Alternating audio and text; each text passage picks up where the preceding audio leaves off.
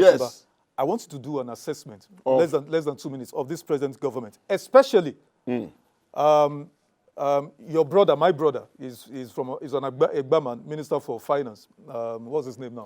Wale Edun and Cardoso says, hold on, Wale Edun says they've been able to save $20 billion from the twin reforms that has plunged Nigeria into chaos, that they've saved $20 billion US.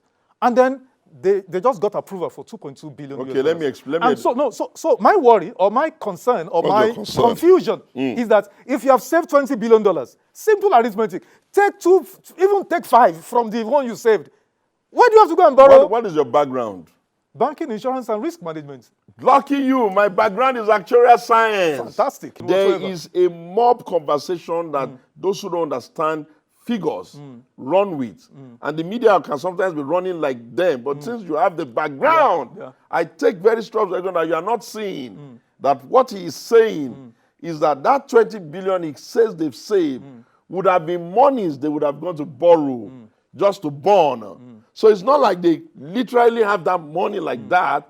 They have just prevented themselves from that hole.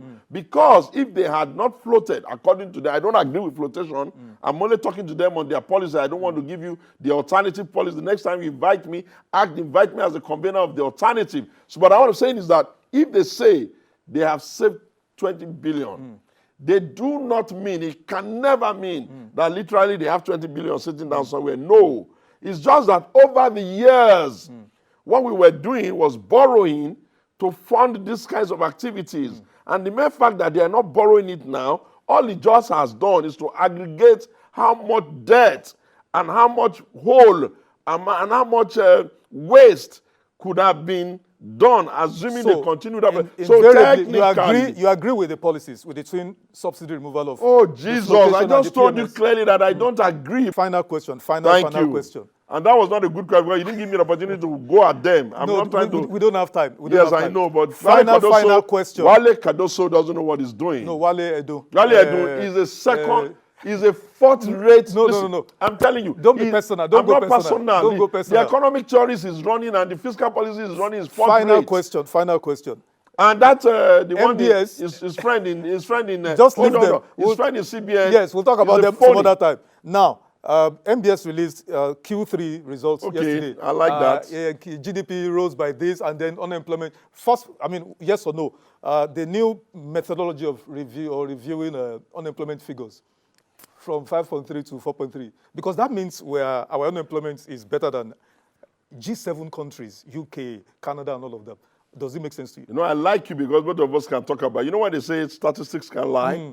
And you know we know how to. Of course, you can fiddle with it. I like you can finagle with it. You know the way we can fiddle with it. Exactly. Put in different parameters just to give us outcomes that we like. Exactly. Like we're doing a person distribution and we are just here, and suddenly they are phonies.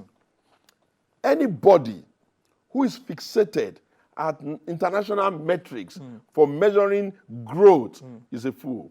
The only metrics you need to measure development and growth in your country is the bellies of your people, the eyes of your people, and the misery of your people. You can't have a 220 million nation where you are seeing going all over the place, hawking money as a sense of palliative after how many years. You don't have food in your food banks. You have not been able to employ anybody. You can look at your figures in your cash market or your bond market, and people coming to run on the fact that your currency is so cheap, they bring